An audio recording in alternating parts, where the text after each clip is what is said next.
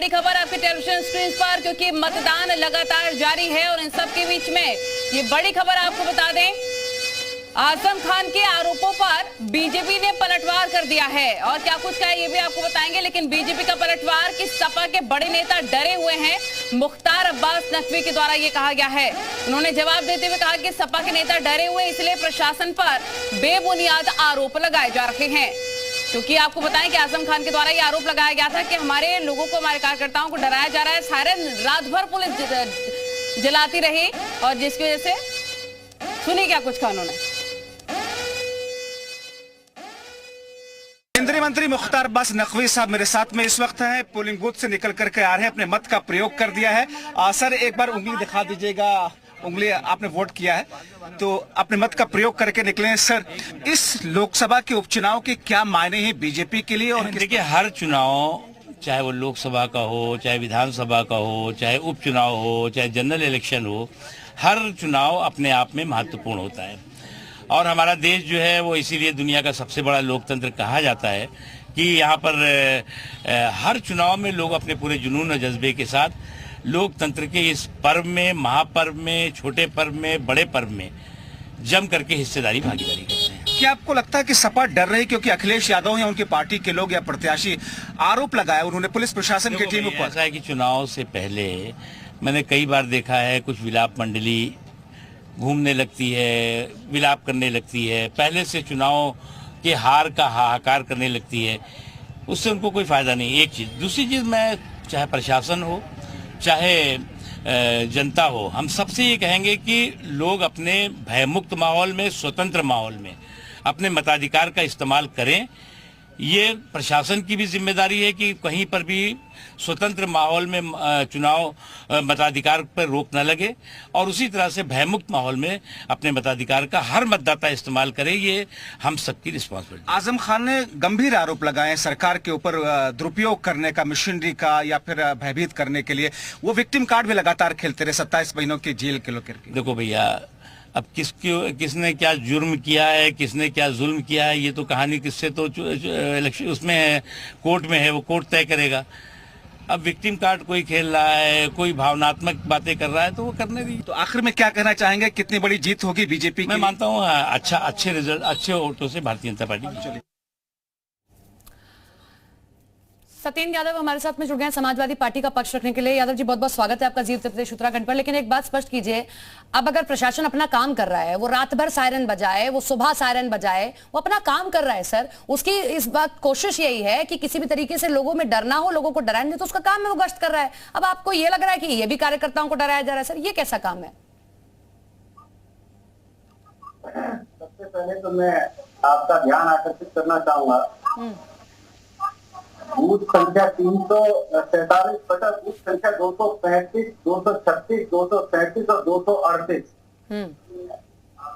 यहाँ पर बहुत देर से समस्या चल रही है। पीठासीन अधिकारी पार्टी, समाजवादी पार्टी के एजेंट नहीं बनने दे रहे हैं और बूथ एजेंट यहाँ सवेरे 5:30 बजे पहुंच गए। अब आप ये बताइए कि मैं चाहूंगा कि आप इसे ब्रेक करें, जो समस्या है। अभी मैं आप चाहूंगा, ठीक है सर, हम इसे ब्रेक करेंगे, हमारे सहयोगी से हम पुख्ता करके वो जानकारी देंगे, हम इसे ब्रेक करेंगे। लेकिन आप मुझे इस सवाल पर जरा जवाब दीजिए कि मुख्तार अब्बास नकवी तो कह ही रहे हैं, क्योंकि वो बीजेपी से हैं, उन्होंने वोट भी कास्ट किया, उन्होंने कहा बेबुनियाद आरोप आप लगा रहे हैं। लेकिन इससे हटकर मुझे ये बताइए, अगर प्रशासन अपना काम कर रहा है, वो गश्त कर रहा है, वो सायरन बजा रहा है, तो वो आपके कार्यकर्ताओं को डराने के लिए नहीं बजा रहा है सर, वो बजा रहा है कि लोगों में ये विश्वास पैदा हो कि आप मतदान करने जाइए, हम आपके लिए बैठे हुए हैं। देखिए, आपने देखा है कि अंग्रेजी हुकूमत की तरह, जैसे ब्रिटिशियंस हिंदुस्तान पर राज जब कर रहे थे और जिस तरह की हरकतें देशवासियों के साथ कर रहे थे भारत के, उसी तरह से भारतीय जनता पार्टी आज कर रही है। अभी आप इनकी राशन योजना का देखा था आपने कि किस तरह से इन्होंने राशन जो कार्ड है वो वापस करने के लिए लोगों से अंग्रेजों की तरह अनाउंसमेंट करवाया था। आप देख सकते हैं देश में उत्तर प्रदेश को विशेष तौर पर देखिए। ठीक है यादव जी, मैं आऊंगी आपके पास में। आसिम राजा प्रत्याशी सबकी यही कोशिश है एडमिनिस्ट्रेशन की, सारे सीओस की, कि रामपुर जिले में पोलिंग कम से कम हो, और ये खतरा बना हुआ है कि रामपुर में बहुत कम पोलिंग हो सकती है। लेकिन मेरी रामपुर जिले के तमाम लोगों से ये अपील है कि वो न डरें न पीछे हटें, न पुलिस के षड्यंत्र और साजिश का शिकार हों, घरों से निकलें, वोट डालें, हिम्मत से काम लें। कोई आपको वोट डालने के हक से नहीं रोक सकता, लेकिन आप घरों में बैठ जाएंगे, डर जाएंगे। यही वो चाहते हैं और आपको खत्म करना।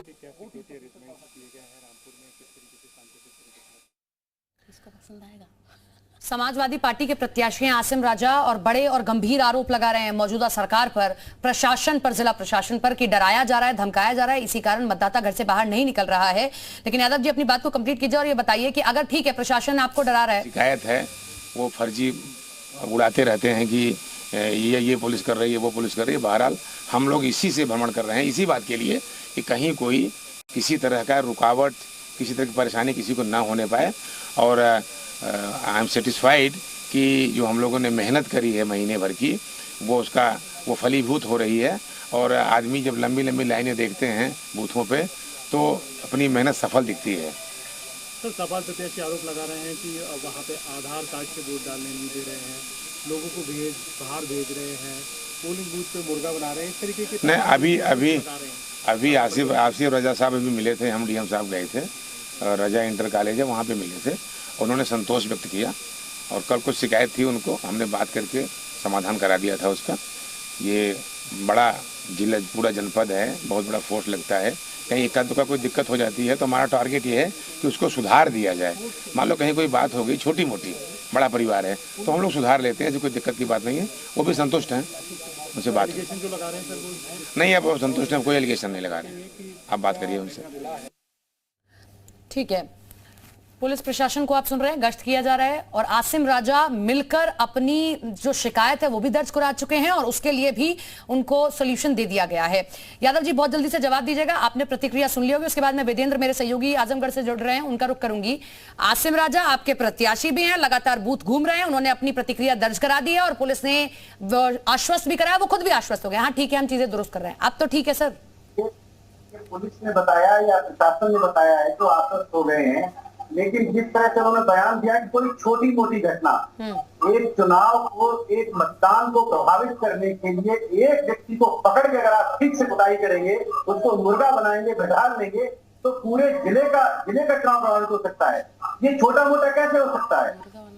एक सोची समझी रणनीति के तहत पुलिस मार्च कर रही है और समाजवादी पार्टी के जितने भी इस तरह के उन्हें लगता है कि ये सपा बाहुल सर 2019 में केंद्र में मोदी की सरकार थी और सूबे में योगी सरकार थी। 2022 में जब विधानसभा का चुनाव हुआ तो योगी आदित्यनाथ खुद मैदान में थे, तब हम कह सकते हैं उस वक्त बीजेपी की सरकार थी, केंद्र में भी बीजेपी की सरकार, लेकिन तब भी आजम खान जीत जाते हैं। और अगर हम बात लोकसभा की करते हैं तब भी आजम खान की जीत होती है, तब ईवीएम ठीक होती है, तब कोई दिक्कत नहीं होती है। आज बाइपोलर है सर, क्यों कह रहे हैं दिक्कत होती है? आप लोग इलेक्शन की प्रक्रिया पर वेट तो कीजिए, इंतजार तो कीजिए, उससे पहले ऐसी प्रतिक्रिया आना सर ये मतदाताओं का रुझान जो है या उनका उत्साह कम करता है कि हम कितना जाएंगे, कुछ भी करेंगे, अगर हम कहीं और वोट कर रहे हो तो कहीं और चला जाएगा।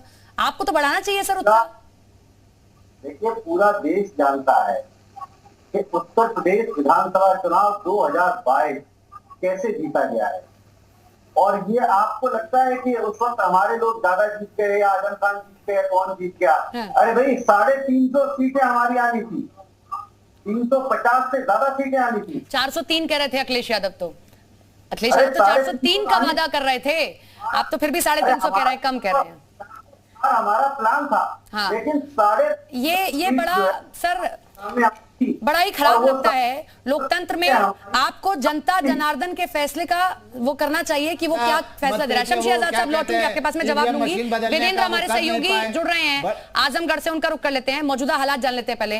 वेदेंद्र जरा तस्वीरें दिखाइए, क्योंकि हम देख पा रहे हैं कि जैसे जैसे अब धूप बढ़ रही है, मतदाता कम संख्या में पहुंचा, लेकिन बावजूद इसके 9.21% था 9 बजे तक का। अभी फिलहाल स्थिति कैसी, जरा दिखाइए तस्वीरें।